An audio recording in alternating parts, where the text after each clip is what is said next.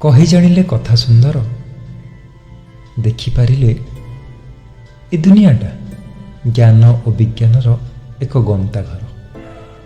आपण ए समाज को टिके निरीक्षे देखंतु, आपण निज जीवन को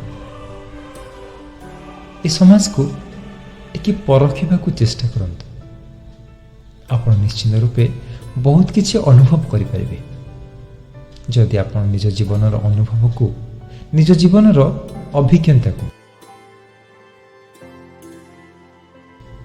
कविता और गल्प रूपे लिखिपारती ताल आपण एहाको आमको पठेई पारिबे। आमर सर्वदा एक छोटिया प्रयास रही है आपणक जीवनर अनुभूति को आपणक द्वारा लिखित कविता और गल्प को एक भिन्न ढंग से यूट्यूब रे उपस्थापना करबा जहाँ अन्य मानकु खुशी दे थाए। कहा मन तल थिबा से दुख को कमे दे थाए, भांगी जाइथिबा मनरे आउ थरे उत्साह भरी दी थाए। आसंतु आमर ए प्रयास रे शामिल होंतु। आपण जदि निज कविता और गल्प को आमको आज पठाइबा चाहतांती ताहले आमको इंस्टाग्राम रे मेसेज करंतु। आम इंस्टाग्राम आईडी ना होची आम जागृति वाला।